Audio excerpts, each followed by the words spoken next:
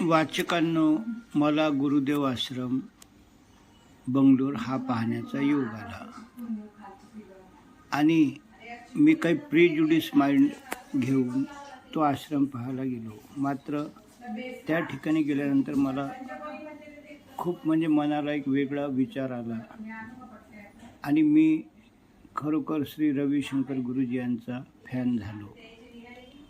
कारण मला जे इतर ठिकाणी तुम्हाला सांगावंसं वाटतं त्या गोष्टी मी सांगणार आहे.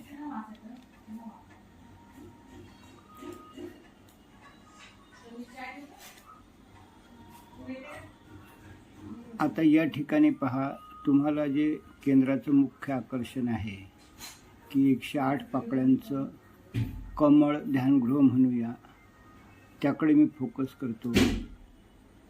आणि याच्या समोरच भाग हा जो पॉइंटर आहे, या ठिकाणी ॲम्फी थिएटर म्हणतात, म्हणजे 40-50 हजार लोक ध्यान करायला ओपनमध्ये बसू शकतात. आणि थोडंसं हे जे इथं हा माझा पॉइंटर दिसतो, इथं 20,000 लोक बसू शकतील असं सुद्धा ध्यान केंद्र आहे. आता काय होतं की आपण इतर ठिकाणी कुठल्या याच्यामध्ये त्यांचे एवढे नियम आणि एवढं हे असतं की पुन्हा आपण एका शाळेत गेल्यासारखं वाटतं. मात्र हे जे हा जो आश्रम आहे, यांनी काय केलं, लोकांचं मध्यमवर्गीयांचं पिकनिक, कायापालट, चित्तपालट अशा अनेक गोष्टी एकत्र केल्यात. आणि आज आपण साधं हॉटेलमध्ये जेवायला गेलो तर 500,000 रुपये बिल भरतो किंवा एका हॉटेलच्या रूमचे 3,000-4,000 रुपये देतो. तर त्या तुलनेत एका व्यक्तीला 3 दिवसाच्या कोर्सचे 5,000 रुपये सेवामूल्य आकारण्यात येतं. आणि ते काही फार असं गैर आहे असं नाही. जेव्हा तुम्ही एवढे एक विशिष्ट कमाई करता आणि हॉटेलमध्ये एक गुपचूप तुम्ही बिलं भरता आणि इथं मात्र तुम्हाला सर्वच फुकट पाहिजे. अर्थात दोन्ही वेळ इथं फुकट जेवण मिळतं, माझ्यासारखा कोणी देणगीने टाकली तरीही सहज मिळतं.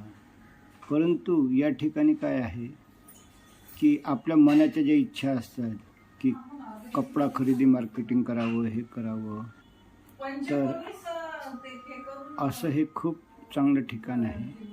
कुठल्याही जाती धर्माच्या, कुठल्याही सत्संगाच्या लोकांनी अवश्य सहकुटुंब जावं आणि 3 दिवस एक वेगळा आनंद घ्यावा असं मला वाटतं. प्रवेश केला तर 500 मीटर दूरवर हे असं खूप छान असं लँडस्केपिंग केलेलं आहे. आणि इथं निवासी इमारती, कार्यालयीन इमारती आणि वेगवेगळ्या मल्टीपर्पज इथं सेवा सुरू असतात. म्हणजे कुठं ध्यान, कुठं योगासनं, कुठं मला तर वाटतं ते 108 पाकळ्यांचं कमळगृह आहे, तिथं तामिळ लोकांचा काहीतरी कार्यक्रम सुरू होता. त्यांनी काहीतरी सेवामूल्य देऊन त्यांच्या त्या कार्यासाठी तो हॉल घेतला असावा. तर असं हे सुंदर ठिकाण, जेव्हा तुम्ही अनावश्यक ठिकाणी 20,000 रुपये खर्च करून फक्त डोंगरदऱ्या पाहायला जाता, तेव्हा ह्या तुमच्या सर्व गोष्टी इथं भागतात आणि तुम्हाला एक चांगला आनंद मिळतो. या ठिकाणी याला तुम्ही हॉटेल म्हणा की काही हे म्हणा, इथं चांगलं कॉफी, चहा, नाश्ता एका वाजवी भावात मिळतो. 20 रुपयात मला खूप चांगली कडक कॉफी मिळाली. असे 50 रुपये, 60 रुपये, 80 रुपये दर आहेत. अर्थात दोन्ही वेळेस जेवण फुकट असतं, ते तुमच्यावर अवलंबून आहे.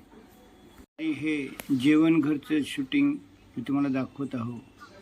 मी व्हिजिटर म्हणून गेलो होतो, तर आम्हा लोकांनासुद्धा एक वेगळा असं शिक्षण होता. आणि जे त्यांचं काही विशिष्ट 3 दिवसाच्या वर्गाला आलेले असतात, त्यांनासुद्धा एक वेगळं शिक्षण होतं. आणि खरोखरच चांगलं असं जेवण होतं.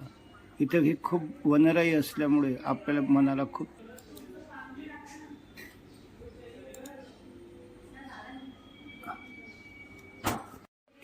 एकंदरीतच वाचकांनी या ठिकाणी जरूर जावं, ते कुठल्या जाती धर्माचे असो. एक कौटुंबिक निवास म्हणून खूप छान हे ठिकाण आहे.